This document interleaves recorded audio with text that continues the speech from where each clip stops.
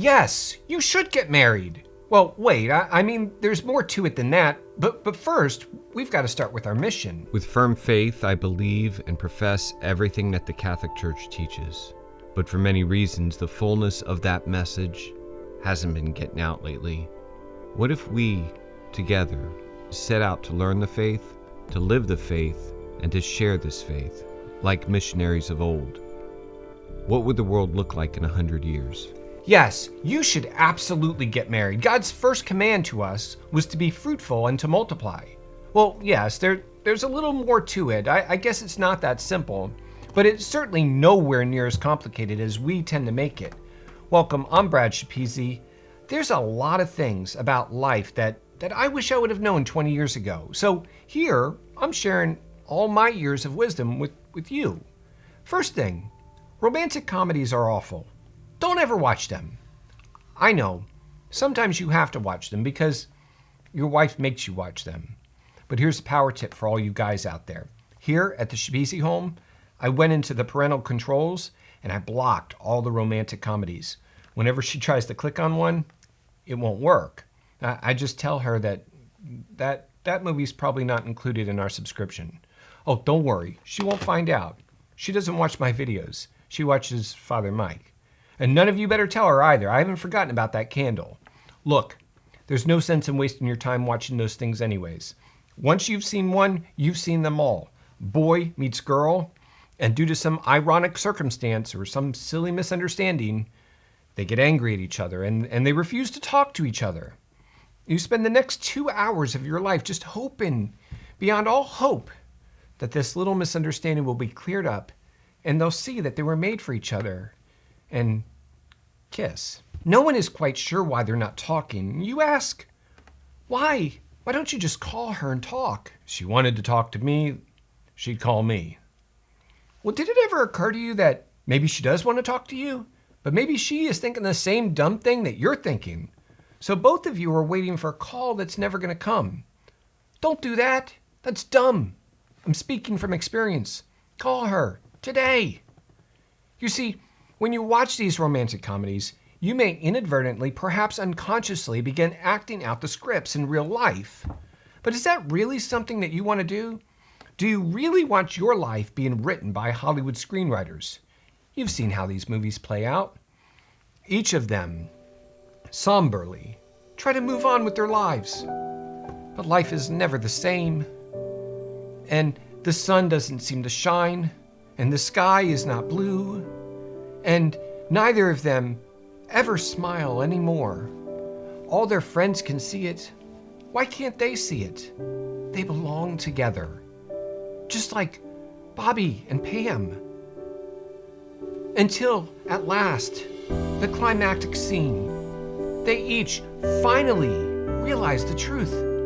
They cannot exist without each other, and they run into each other's arms and finally kiss. Why did it take them 2 hours to figure that out? I'll tell you why, and this is the important part. They couldn't figure it out because they didn't start with a defined goal, a mission. Remember, we started this video with a mission? And with that mission, we know what we're doing here. We know where we're going, and we know when we get there. And when we get there, we know if we did a good job. The Hollywood lovers, they don't know any of that. They were basing everything on their feelings. At the beginning of the movie, they had a misunderstanding, and they felt angry. And when their anger subsided, they felt passionate. So they made up. I just spent 2 hours waiting for them to change their feelings, to go from anger to aroused. Hollywood's message here, you should follow your feelings. That's a bad message.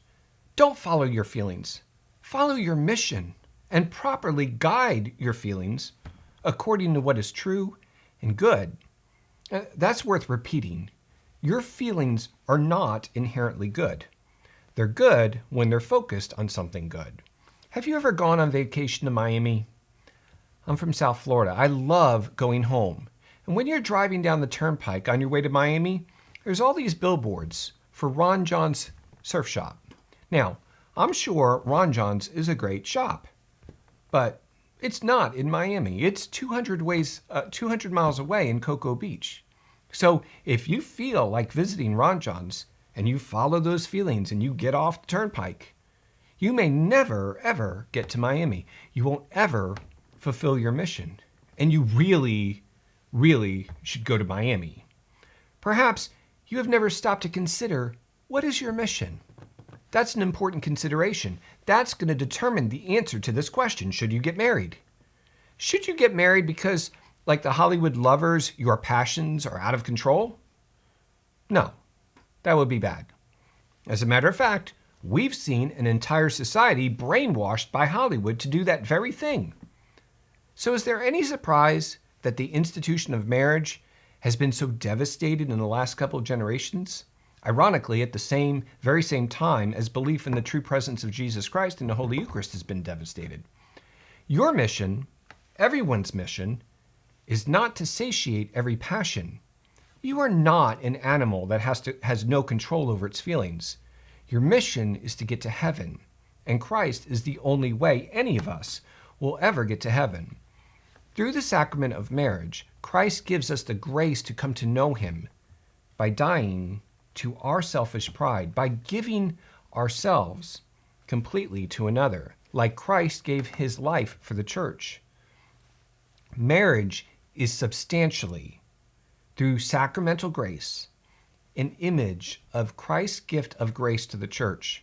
Your vocation, whether that is marriage, the priesthood, or religious life, is the way that you come to know Christ by giving your life completely to him, by giving your life completely to others.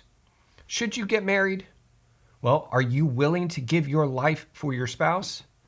If not, no, because the marriage for you might become an occasion for sin. I had no idea what a selfish person I was until I got married and I had to share my life with another person. If you are not willing to be like Christ, then no matter how passionate you feel about another person, no matter how perfect they may seem, marriage may take you off course from your mission, like all those Ron John billboards. But if you are willing to be like Christ and die to yourself, if both of you will help each other come closer to Christ and bring your children to Christ, in that case, you should get married. Now, there's definitely a trend lately. Fewer and fewer people are getting married. Why do you think that is? I've got some ideas, and maybe I will make a follow-up video to this. Let me know in the comments below, why do you think people are not getting married? Click here to watch yesterday's video, and remember, if we learn the faith, if we live the faith, and if we share the faith, what will the world look like in 100 years? Join the mission. So you're telling me that I'm nuts because I've been talking about the end of the world, the chastisement, the Antichrist. Are you aware that people in China live in cages?